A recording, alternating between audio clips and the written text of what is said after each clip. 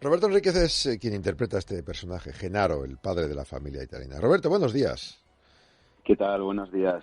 El personaje es el más clarividente y luminoso de la función, ¿eh? Es débil, manejado por la esposa. Al final pone ese punto de cordura, ¿no? en la familia. ¿Cómo se siente uno cuando se mete en esta piel así? Pues bueno, me siento inmensamente feliz y privilegiado, ¿no? Porque este personaje lo escribió Eduardo de Filippo. Eduardo de Filippo, para aquí en España es una figura más desconocida, pero en Italia es su autor, uno de sus autores de cabecera, yo que sé, Pirandello, Eduardo de Filippo, y realmente él era un tipo bastante renacentista, porque él era director, actor, escritor, incluso filmó varias películas.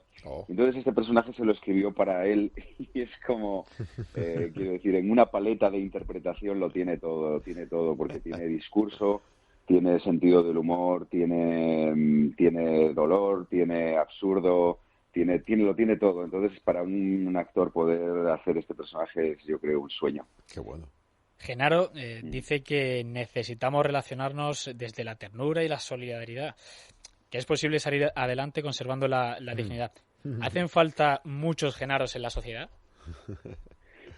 Pues sí, pero bueno, Genaro somos todos, ¿sabes? O Gennaro, como Gennaro, sí.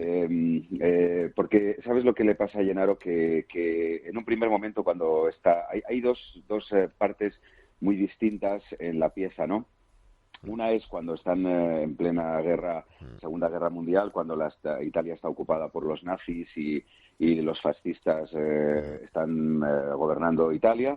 Y luego la segunda parte ocurre cuando ya esa parte de Italia, que es el sur, Nápoles y tal, ha sido ocupada por los aliados. Entonces, cuando en esta primera parte, Gennaro es uno de tantos. Sí, tiene discurso, dice que no pueden estar, que no pueden dedicarse al extraperlo, que tienen que vivir de una manera honrada, pero el estómago tiene unas poderosas razones que por otra parte a él le gusta también comer, tiene ese defecto. Entonces no deja de contrabandear con esa circunstancia, ¿no? Aunque tenga un discurso moral. Pero luego en la segunda parte él es capturado por los nazis, trabaja en un campo de trabajo, se fuga, ve la guerra en vivo y en directo, y él dice que esta guerra no es como la otra, como la Primera Guerra Mundial.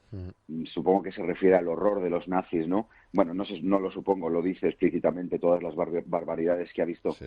Entonces este hombre es un hombre que ha tenido como una epifanía, una revelación, ha visto el horror del ser humano, y por eso viene en este punto como despojado de toda gilipollez, ¿sabes? Da igual esto, da igual lo otro, da igual que su mujer le haya sido infiel, da igual, porque lo que ha visto es el horror. Entonces intentemos aprender de eso. Y por eso te digo que no es que Gennaro sea un tipo excepcional, sino que pasa por una situación excepcional y obviamente le hace volver de diferente manera, ¿no? Efectivamente, Gennaro, que se va a la guerra, que al ver que esa escala de valores se ha perdido, ¿qué dice el padre para convencer a los demás que no están en el buen camino? Bueno, tampoco te crees que así, que al final tiene un discurso muy bonito, pero es un discurso que es casi... lo primero que dice es silencio, ¿sabes? Él llega y al día siguiente es cuando se desencadenan todos los acontecimientos, o esa misma noche, porque como bien habéis dicho en la entrada,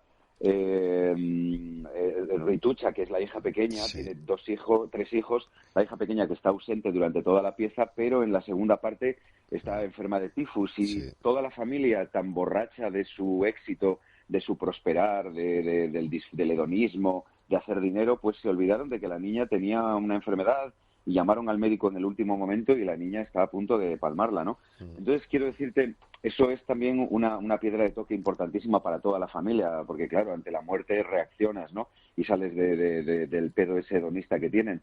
Y entonces, cuando al final la niña parece que han encontrado a la medicina en un gesto una escena maravillosa que tiene Torrijo, que es un tipo al cual en la primera parte nosotros le estamos vendiendo cosas de extraperlo y cobrándoselas a precio de oro. Pues luego en la segunda parte, cuando ya mi mujer, o bueno, nosotros le hemos cogido todo lo suyo, él en un acto de generosidad nos brinda la medicina. Os la regala, ¿verdad? Exacto, para que aprendamos esa lección. Entonces creo que no es solo el discurso de Gennaro al final, sí que hace una reflexión sobre lo que significa la codicia y todo ese dinero que no lo han ganado honradamente y todo lo que han perdido, sino las propias circunstancias que hacen que despiertan a todos, a toda la familia de eso, ¿no? Él no hace más que recoger las circunstancias y decir, esto es lo que pasa. Sí, sí, sí. Roberto, tu personaje ha vivido la guerra. Mientras más fuertes son las experiencias vividas, ¿más intensos son los cambios en la persona que los vive? Bueno, yo no puedo hablar por propia experiencia porque no, afortunadamente no he vivido una guerra, pero toda la gente que ha pasado pues una guerra, que ha pasado una enfermedad gravísima, que ha estado a punto de morirse y finalmente sale, toda la gente que ha vivido una experiencia de este tipo, yo creo que hay un antes y un después en sus vidas. Y muchas veces si vivimos instalados en un sitio como muy, como te diría yo, muy de la laringe, muy de esto porque lo otro, porque no sé qué, y lo pasamos poco por dentro, por las cosas, como decía Lorca, por los centros, ¿no? Y a veces la vida te pone en tesituras que pueden ser a priori, pueden ser situaciones horribles, pero a lo mejor es lo mejor que te ha pasado para ser otra persona, ¿no? Y yo creo que es un poco lo que le pasa a Jenaro, que vive, claro, yo creo que vive esa situación tan extrema que desde luego sí. Y yo creo que sí. Cuando vives esas situaciones, inevitablemente te pones en otro lugar, ¿no? Roberto, aquí hay dureza y ternura y también hay humor. ¿Cómo se lo toma el público? ¿Qué captáis? Sí, el público se ríe muchísimo, mira, de las mejores, pero esto no es mérito nuestro, nosotros somos unos humildes servidores de ese grandísimo Bueno, algo texto, hacéis, ¿no? Sí, pero bueno, lo mejor que podemos hacer es no estropear el texto, ¿sabes? Porque quiero decir, está tan bien escrito que solo hace falta servirlo bien. Entonces, Eduardo de Filippo hace una cosa que es maravillosa. Habrá gente que dice, es una obra, es un tipo como más costumbrista, más no sé qué. No, tiene el poder, yo creo que Eduardo de Filippo tiene el poder de la sencillez, porque es capaz de hablar de cosas hondas, pero todo trufado desde... habla de la tragedia, pero sin abandonar la comedia. Entonces el público, hasta en el tercer acto, que es el que se pone más grave y el de las consecuencias y en el que se le cae la ficha a todo el mundo, etcétera, etcétera, no deja de aparecer en la comedia y el público se ríe. Entonces, yo creo que es muy inteligente porque el humor abre unos canales que pocas cosas abre. Y si aprovechando el canal del humor metes otras cosas, pues es maravilloso, ¿no? Claro. Entonces, lo que testamos en el público es que la disfruta muchísimo y además le llegan cosas, ¿no? Y se emociona, eso es maravilloso. Qué bueno. Roberto, en esta obra, Filippo crea unos personajes femeninos fuertes, llenos de esperanza, de rebeldía y de ganas de vivir. ¿Hace justicia con el papel que tiene la mujer en esos tiempos difíciles?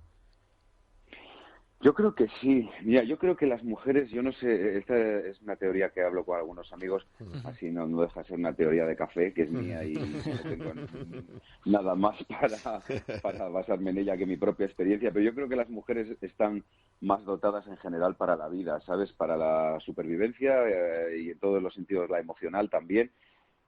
Supongo que es porque tienen que engendrar que están más dotadas, pero yo creo que siempre ha ocurrido. Yo creo que habla de algo muy que conocemos mucho, ¿no? Del ego masculino y de todos de toda esta cosa que somos los hombres, ¿no? Que de repente estos hombres, mi personaje es un tranviario, un conductor de tranvías que de repente se queda sin trabajo, está en paro y está tan deprimido con su propia situación que solo sabe quejarse, ¿sabes? No hace nada. Por lo menos su mujer saca a su familia adelante de una manera un poco cuestionable o bastante sí, moralmente, pero lo saca adelante, lucha por ellos y tal.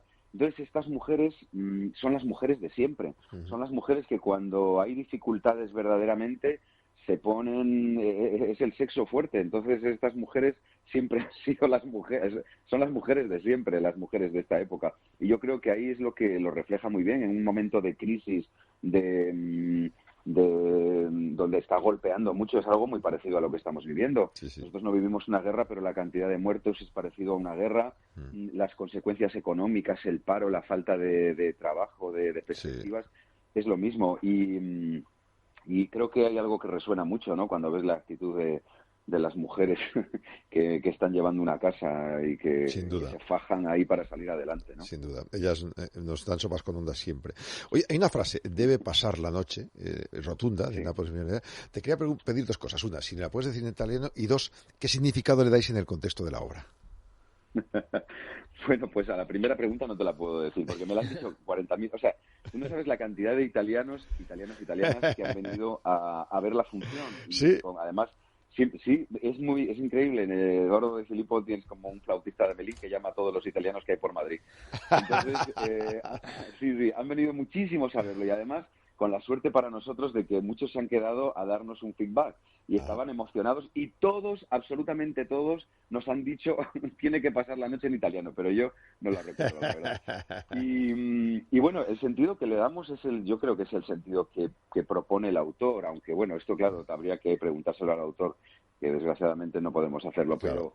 pero yo creo que de lo que habla cuando Amalia, la mujer de Gennaro, le pregunta al final de todo esto, de haber reflexionado, de haber entendido, de añorar una cosa que tenían, que era esa familia, que era una familia normal, que el padre se iba a trabajar, la hermana mayor llevaba a la niña pequeña al colegio, el hijo mayor se iba a la compañía del gas, cada uno se iba a sus cosas y eran, sin saberlo, eran felices.